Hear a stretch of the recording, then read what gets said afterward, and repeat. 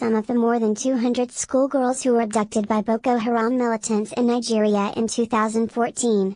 They now attend university, where the Times interviewed and photographed them, clockwise, from top left: Rakia Ghali, Tabitha Pogu, Fatima Debji, Naomi Philemon, Saratu Ayuba, Glory Dama, Rifkatu Solomon, and Deborah Andros. Adam Ferguson for the New York Times. Want to get this briefing by email? Here's the sign-up. Good morning.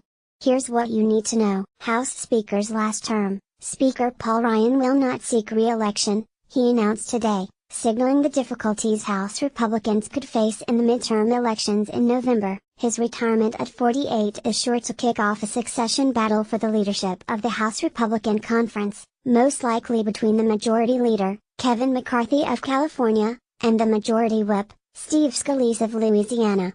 It could also set off another wave of retirements among Republicans who aren't eager to face angry voters. Is Facebook too big? That was the main question for the company's chief executive, Mark Zuckerberg, as he faced almost 5 hours of questions from lawmakers on Capitol Hill on Tuesday. Here's our full story, as well as video highlights. Senators, who struggled at times to understand the technical aspects of Facebook and its business model, criticized the social media giant for failing to protect users' data and stop Russian election interference. They also wondered if Facebook should be more heavily regulated. We fact-checked Mr. Zuckerberg's statements. Even if he didn't completely reassure lawmakers, he impressed Wall Street. Facebook's stock ended the day up 4.5%. His suit and tie also got a thumbs up from our fashion critic. Mr. Zuckerberg returns to Congress today, starting at 10 a.m. Eastern. Our briefing will have the latest. Facebook's chief executive, Mark Zuckerberg, appeared before the Senate Commerce and Judiciary Committees on Tuesday. Tom Brenner / The New York Times. The women behind #BringBackOurGirls. In April 2014, more than 200 girls were abducted from a school in Nigeria by the militant group Boko Haram. 4 years later, more than 100 were released. The Times interviewed and photographed dozens of the kidnapped students. Now at a university, they say they are the lucky ones, but that their celebrity has a price.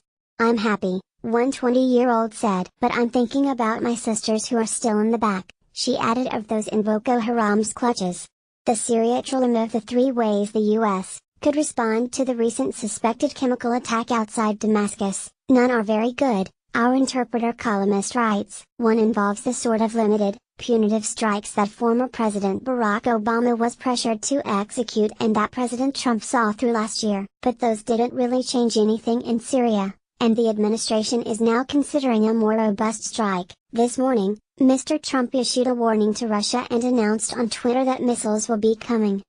Citing the crisis, Mr. Trump has canceled a trip to South America this weekend. Hush money was FBI's target. Agents who raided the office of President Trump's personal lawyer on Monday were seeking records of payments to 2 women who said they had affairs with Mr. The president has described the investigation as a total witch hunt, and associates said he was considering firing Rod Rosenstein, the deputy attorney general who signed off on the raid. Mr. Trump appointed him. We looked more closely at Michael Cohen, the lawyer in the FBI's sights. One New York political strategist described him as the ultimate Trump loyalist. Separately, our reporters learned of a second instance in which Mr. Trump sought to fire Robert Mueller, the special counsel leading the Russia investigation. Here's what they found. Deadly plane crash in Algeria. At least 257 people were killed when an Algerian military transport plane filled with soldiers and civilians slammed into a field shortly after takeoff today, the country's defense ministry said. The plane was traveling to Bashar, in the southwest of the country, from a military base near the capital, Algiers. The Facebook chief faced tough questions on the mishandling of data. The larger, more difficult question hung over his testimony. What is Facebook? Business. How long can we last? A U.S. manufacturer that relies on Chinese steel pipe has few alternative sources, and with new tariffs, its rival in China could win out. Our economics columnist explains. The U.S. is pressuring banks in Britain to sever ties with oligarchs associated with President Vladimir Putin of Russia. We spent today on the road with a farmer in Pennsylvania who has started an online food dairy business. He is trying to reach shoppers before Amazon or Walmart do. David Nowakowski's locally produced meats, cheeses and vegetables across 3 counties in northern Pennsylvania. But first he has to feed his chickens. George Etheredge for the New York Times. U.S. stocks were up on Tuesday. Here's a snapshot of global markets today. Smarter living tips, both new and old, for a more fulfilling life. Guess which is better when exercising, bananas or sports drinks? Resorts, cruise lines and other organizations have started programs for volunteers to help hurricane-damaged islands.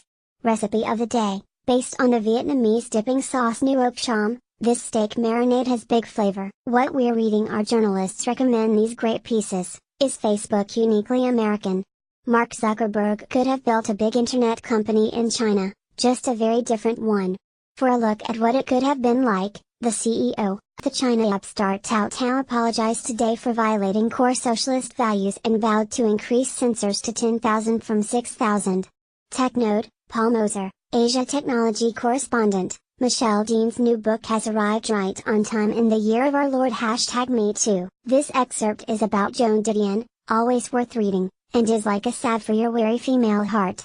BuzzFeed, Taffy Burdesser-Achner, feature writer, culture and magazine noteworthy old masters, modern art and Minecraft. The Metropolitan Museum of Art's new director, Max Holland, has a reputation for aggressive fundraising and digital innovation. The museum announced his appointment on Tuesday. Previously the director of the Fine Arts Museums of San Francisco, Mr. Holland will be the first leader in 60 years who hasn't come up through the Met's curatorial ranks. Polar bears and the climate. How are the bears doing? That question has become part of the debate on climate change, as denialists try to spread doubts about global warming. The ice cream sundae must be stopped. What kind of monster complains about an old-fashioned chocolate sundae for dessert?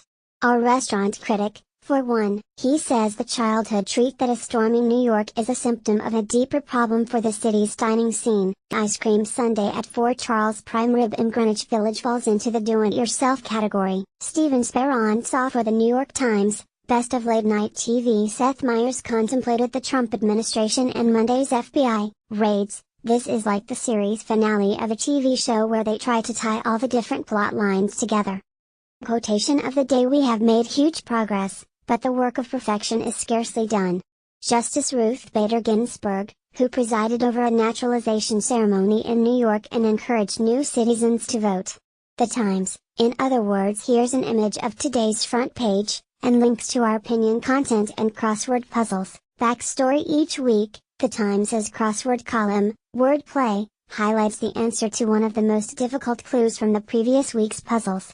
This week's word, Abu bin Adham, a Sufi mystic saint and crossword puzzle answer. Universal History Archive/UIG, via Getty Images. Abu bin Adham is the anglicized name of one of the most prominent early Sufi mystic saints, Ibrahim ibn Adham, who was the subject of a poem by the English writer Leigh Hunt. The entry, with the clue _bin Adham, Leigh Hunt poem, was in the April 3rd puzzle and stumped many solvers. Published in 1836 as part of a 3-volume collection called The Book of Gems, The Poets and Artists of Great Britain, the poem describes bin Adham waking from a sound sleep to see an angel inscribing the names of those who love God in a golden book. When he finds out that his name is not among them, he asks the angel to write his name down as one who loves his fellow man. Bin Adham's name appears the next night at the top of the list, implying that those who love their fellow man also love God. Deb Amlin contributed to reporting. Your morning briefing is published weekdays and updated all morning.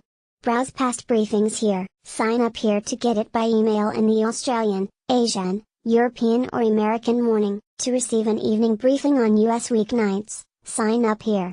Check out our full range of free newsletters here. What would you like to see here? Contact us at briefing@nytimes.com. Follow Chris Stanford on Twitter, @Stanford.